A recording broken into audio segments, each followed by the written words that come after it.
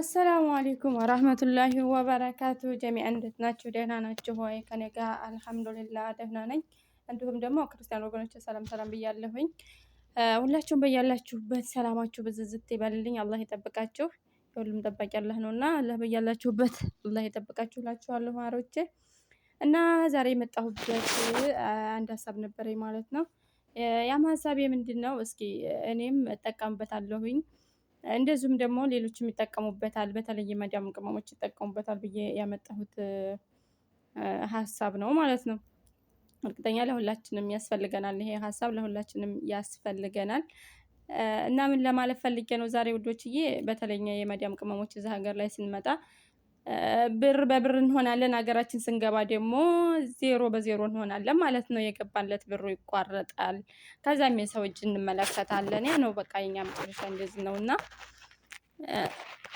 ያንን ችግራችን ለምን አንቀርፍም? ለምን ችግራችን እንዲቆም አናደርግም? ምንጊዜ ስደት እስከመቼ ድረስ? ለምን ራሳችንን በራሳችን እንዴት ማቋቋም እንዳለብን አናስብም በማለት ነው ማለት ነው። እና የመዳም ቅመሞች በተለይ የሆን ነው ስደት የተደጋገመብን ከአንዴ ሁለቴ ሶስቴ እንግዲህ ስደትን እኔ በበኩሌ ሶስቴ የስደት መንጣት ነው። ሶስተኛ ነው ሳውዲ ማለት ነው። ዱባይ ሁለት አመት ያኔ ዱባይ ሁለት ሄጃለሁኝ። አሁን ሳውዲ ሶስትያዬ ነው። ያ ምንድነው ገንዘቤን አያያዙን ስላላወቅኩበት ነው ሁሉ ላይ ያጋጠመኝ እላችኋለሁኝ። አገራችን በመንገባ ሰዓት እዛ ሀገር ሆነን የሁሉንም ሰው ጎደሎ እንሞላለን። የማንም የእህት ወንድም የቤተሰብ የአጎት የአክስት ጎደሎ ስንሞላ እንኖራለን። አገራችን ስንገባ ደግሞ ማንም ዞር ብሎ የሚያየን የለም። የወለው ቡና እንኳን ነይስ ያረ መጣች እስኪ ቡና እንኳን አፍልተን እንጥራት የሚለን የለም። ሀገራችን ላይ ስንገባ ብር አላት አይደል እንደዚህ እናት ከዛ ብር አበድሩን እንባላለን። የለም ስንል ጠላታችን ይበዛል ማለት ነው። እናም እኔ በራሴ የደረሰብኝን ነገር ለእናንተም ላካፍላችሁ ብዬ ነው። ገንዘባችንን አያያዙት እናሳምር። አገራችን ስንገባ እንዳይቸግረን ገንዘባችንን አጣጣሉን አያያዛችንን ገንዘባችንን እናስተካክል። የት ላይ ነው መውደቂያችን? እንዴት ነው ሀገራችን ስስገባስ ምን ሰርተን ነው መቋቋም ያለብን? የምር እዚህ ሀገር እኮ አሁን አራዲያ ሆነን እንኖራለን። አራዲያ አሁን እንግዲህ ከኢትዮጵያ ካለ ሰው የተሻለ ተብለን አራዲያ እንባላለን እዚህ ሀገር ላይ። አገራችን ስንገባ ግን እኛ ፋራ ነን። እዛ ያለ ሰው ኑሮ እንዴት አድርጎ መኖር እንዳለበት የምር ያውቃል። በሚገባ እንዴት አድርጎ እንደሚኖር እዛ ያለ ሰው ኑሮውን ያውቃል። እናም ይሄ ነገር ከመከሰቱ በፊት እኛ ለምን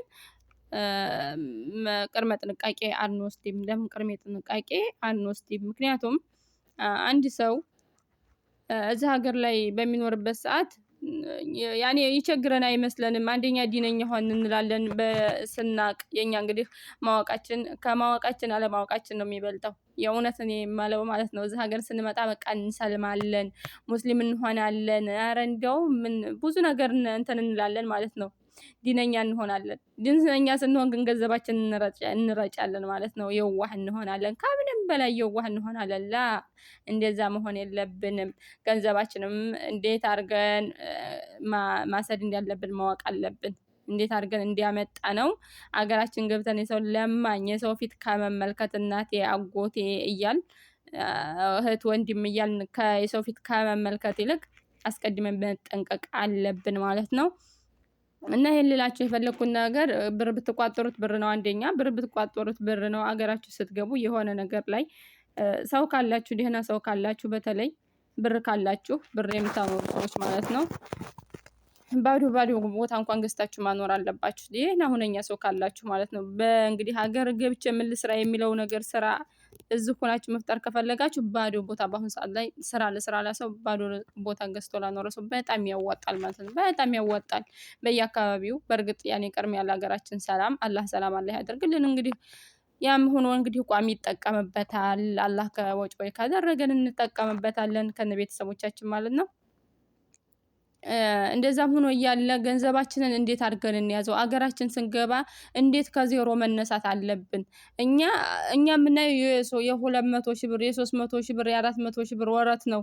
ይሄን ያህል እኮ ያስፈልገዋል እንደዚህ ስራ ለመስራት ተብሎ ራሳችንን ነው የምናጨናንቀው። ይሄን ያህልማ ገንዘብ የለንም እና ራሳችንን ወርዴ እንዴት ከማን እናደርገዋለን? ላ ወላሂ እንደዛ መሆን የለብንም። እኔ የምነግራችሁ ነገር ማለት ነው ወላሂ እንደዛ መሆን የለብንም። ከትንሽ ነገር መነሳት ማወቅ አለብን። አንድ ሰው ከትንሽ ከብዙ ከተነሳው ይልቅ ከትንሽ የተነሳው ሰው ነው የሚበልጠው ማለት ነው። በጣም እኔ በራሴ ስላየሁት ነው። እና ያ ማለት ምን ማለት ነው? ከትንሽ ልመዱ። ከትንሽ እንዴት መነሳት እንዳለባችን ማወቅ አለብን። ከትልቅ ተንጠራርተን ቁልቁል እየሄድን ከማለት ከትንሽ ተነስተን እያደግን መሄድ አለብን ማለት ነው። እና ሁሉም ነገር ያኔ በልክ ከትንሽ ተነስታችሁ የሚያሳድግ ነገር እኔ አሁን ለምሳሌ የሆነ ሰዓት ላይ ያኔ እንትን ሻይ ቤት ከፍቼ ሰራ ነበርና ወግድ ወረዳ ነው አገሬ። እዛ ሻይ ቤት በምሰራ ሰዓት ያኔ ቤተሰብ አትሰሪም አለኝ። አባቴ ራሱ ክጄሻለሁ እስከ ማለት ድረስ ደረሰ፣ አትሰሪም ብሎ ማለት ነው። እኔ ግን አልሰማሁም። ምክንያቱም አንደኛ ራሴንም ቅንጭላቴን በጣም ሊነካ ሆነ። እኔም ስራ መስራት አለብኝ አልኩኝ። የሰው ተመልካች ሆንኩኝ። ገንዘቤም እጄ ላይ የያዝኩት እያለ ከዚህ መጣ ምንድነው ስራ መስራት አለብኝ ብዬ ተነሳሁኝ። አባቴ ራሱ ተሸምግሎ ማለት ነው ብዙ ነገር እንትን የእምቢ ያለብኝ ሰዓት አለ ማለት ነው። እና እንደዛ ሲሆን ምንድነው እኔ ያደረኩት? ከዛ ብሬም ደግሞ የዋህ እኮ ነኝ ለላዚ በአባቴ እጅ ነበር ብሬ ራሱ በአባቴ እጅ ነበርና ከዛ 2000 ብር ብቻ ሰጠኝ። እሷን ምንድነው እንዲያደረኩ ካላችሁ ያኔ ሻይ ቤት ስከፍት ወላሂ ማለት ነው ያኔ በትንሽ ነገር ነው እንግዲህ ያቺ 2000 ብር ለምን እንደሆነች ታውቃላችሁ? ስኒ ብርጭቆች ለመግዛት ከዛ ደግሞ እቤቴ እቃ የለኝም። ያኔ ዛኔ ትዳር ምናምን ገና አልጀመርኩም። ምንም ነገር እንትን አላልኩም እና ብቻ ሁሉ ነገር አሟላችልኝና ሁሉም ነገር ወላሂ ስኳር ብትሉ ከግማሽ ኪሎ ነው የገዛሁት። ቡና ብትሉ ግማሽ ኪሎ ነው የገዛሁት። ሻይ ቀጠፍ ብትሉ በፍሬ ማለት ነው እየገዛሁኝ የምጠቀመው ነበር። አልሐምዱሊላህ ግን ማለት ነው ወላሂ ከወር ሳይሆነኝ እዛ ላይ ወጣሁኝ። በጣም አባቴ ራሱ በጣም ተገረመ።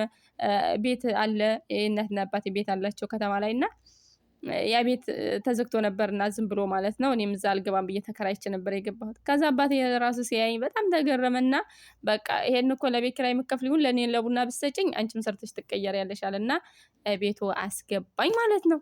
እና ያኔ በጣም ተለውጬበታለሁኝ ወላሂ ማለት ነው። አንዳንዱ ሰው አገር ላይ ስራ የለም ምን የለም እያለ ነው የሚያስበው። ከትንሽ ተነስተን ማደግ እንልመድ። በትንሽ ቀን ውስጥ ማለት ነው ቤት ኪራይ እየከፈልኩኝ እኔ 3 ወር ራሱ አልሆነኝም። ወዲያው ነው ቤት አሰራ ነበርና ወዲያው ነው የቤቴን አሻዋዬን ገዛሁኝ እዛው እየሰራሁ ማለት ነው።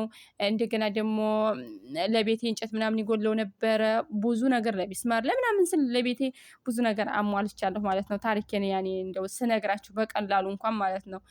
ስራ ስትሰሩ የመጀመሪያው ስራ ስትሰሩ ከዜሮ ከትንሽ ነገር መነሳት ልመዱ። እኔ ልንገራችሁ ወላሂ ከትንሽ ነገር መነሳት የሚጠቅምበት ምን እንደው ታውቃላችሁ? ባለይ ነገር ማለት ነው። ቤት ባለይ ነገር ለመጀመሪያ ጊዜ ስራ የጀመርኩ ከዛ እያደር ሳልክ ሁሉን ነገር ስገዛዛ ምን ስል ከፍ እያልኩ ስል ማለት ነው ብዙ ነገሮች ለቤት የማቴሪያል ማሟላት ያስኩኝ ከፍ ስል ማለት ነው። እና ለእናንተም ይጠቅማችኋል ብዬ የማስበው ነገር አገራችን ገብታችሁ አሁን ምግብ ቤት መስራት ብትፈልጉ ለምሳሌ ከትንሽ ነገር አንድ ኩንታል ጤፍ ለመግዛት ተመንጠራራት ልክ 25 ኪሎ ጤፍ ገዝቶ የዛችን ትርፍ ማወቅ። እንደገና ደግሞ በቃ በትንሽ ነገሮች ሽሮም እንደዛው በርበሬም እንደዛው የሆነ ምግብ ቤት ራሱ ስታስቡ ለመስራት እንዲያው በቀላሉ ማለት ነው። ወይም ልብስ ቤት እንደዚህ ቡቲክ ምናምን እነዚህ ነገሮች በእርግጥ ብዙ ብር ይፈልጉ ይችላሉ። ቢሆንም ግን ደግሞ ከቀላል ስራ ስትጀምሩ ከቀላል ነገር የሚያስነሳ ስራ ነው መስራት ያለባችሁ። አገራችን ላይ ምን ብንሰራ ያዋጣል? እንደገና ደግሞ ቦታ ምረጡ።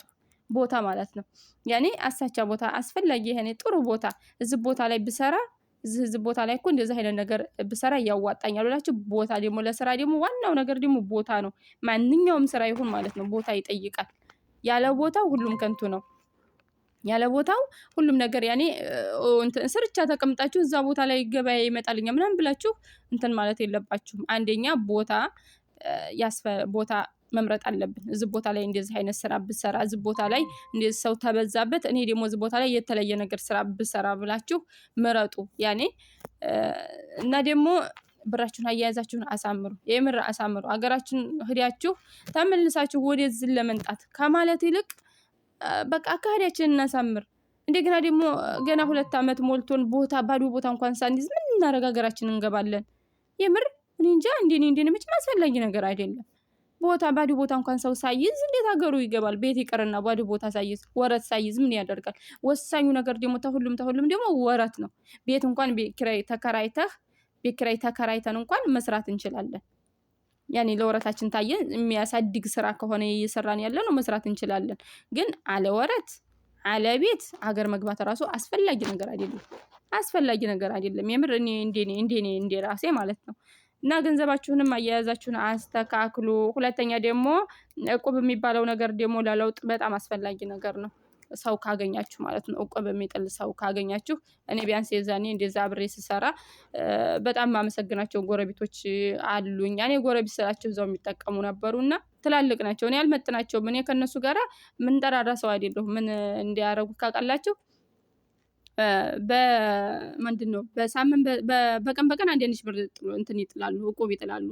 እና በቀን አንድ እቁብ ሲጥሉ አንደኛው ምን አደረገ? እሱም 2000 ብር ይጥላል። እሱም በ2000 ብር በቀን የሚጥሉት። ከዛ ምን አደረገኝ? እኔ 1000 ብር ልክፈል፣ አንቺ ደግሞ በ1000 ብር ግቢ ያለኝ፣ እኩል እንዲመጣ ማለት ነው። ያኔ ድርሻው የራሱ ነው። ያ 1000 ብር የራሱ ነው፣ ግን እኔን ለማሳደግ እነሱ ጋር እኩል ለማድረግ ማለት ነው። እኔን ከዛ እስከ ስንት ሺህ ብር ተጠራቀመ መሰላችሁ? ወላሂ በጣም የሚገርም ነገር ነው። እና ጓደኛ ያብዛላችሁ። ጥሩ ነው። ጓደኛ ደግሞ አላህ ይስጣችሁ።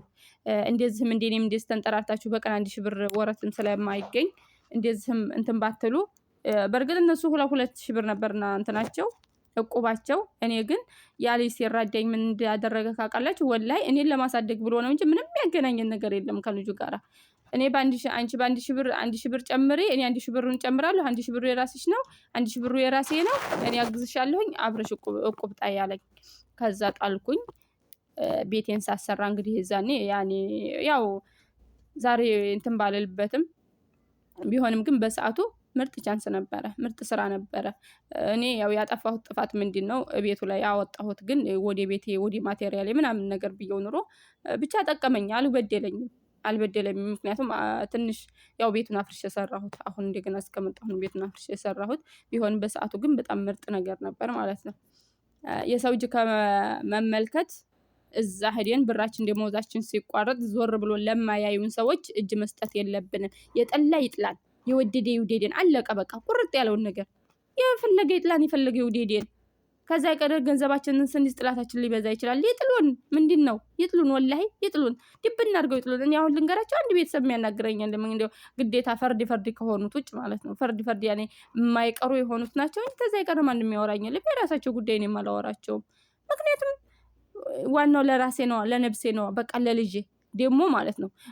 ካላገባችሁት ልጅ ካልወለዳችሁ፣ ልጅ ወለደ ሰው ያገባ ልጅ ወለደ ሰው ደግሞ የኑሮውን ጣዕም ያውቀዋል። እናንተ ያላገባችሁት የትዳርን ልክ ያላያችሁት ሰዎች በደንብ ልትጠነቀቁ ይገባል። ምክንያቱም ልጅ አግብታችሁ ትዳር ይዛችሁ ልጅ ስትወልዱ ህይወት ምን እንደሆነ የዛኔ ነው የምታውቁት። እኔ ይሄን ሁላ ጠንካራ ልሆን አልችልም ነበር። አመቴ ነው ከመጣሁኝ፣ ግን ቤቴን አፍርሼ ሰርቼዋለሁኝ። አልሐምዱሊላህ። አንድ ነገር ያባጫሁት መሬት ጠብ ብላ እየጎደለችብኝ ነገር የላትም ማለት ነው። እና እንዴት አድርጌ ገንዘብ መያዝ እንዳለብኝ ተምሬያለሁኝ። ለእናንተም የምላችሁ ነገር ቢኖር ትዳር በገዛ በራሱ ጊዜ ይመጣል። የእናንተን ያለ የትም አይቀርም፣ ይመጣል። እናንተን የወደዳችሁ ሰው በገንዘብም በምንም አይደራደርም። ቀስ ብሎ ጠብቁ ባላችሁበት ሰዓት ራሱ ይጠብቃችኋል። ግን ገንዘባችሁን ያዙ። ስትይዙ ደግሞ ብር ብቻ ሳይሆን የሆነ አውልት ላይ አስቀምጡት። ብር ብታኖሩት ያው ብር ነው፣ ብር ብሎ የሚሄደው። ስታወጡለት ይበተናል ማለት ነው። እና ሀሳቤን ተወደዳችሁት ማለት ነው። ኮሜንት ስር አስቀምጡልኝ። እንዲሁም አዲስ ከሆናችሁ ደግሞ ላይክ፣ ሰብስክራይብ አትርሱ። ሰብስክራይብ አድርጉኝ ውዶችዬ። ባረካላሁ ፊኩም። አላህ ይጠብቃችሁ በያላችሁበት። ሰላም ለሀገራችን እና አበረታቱኝ እላችኋለሁኝ። ወሰላሙ አለይኩም ወራህመቱላሂ ወበረካቱ።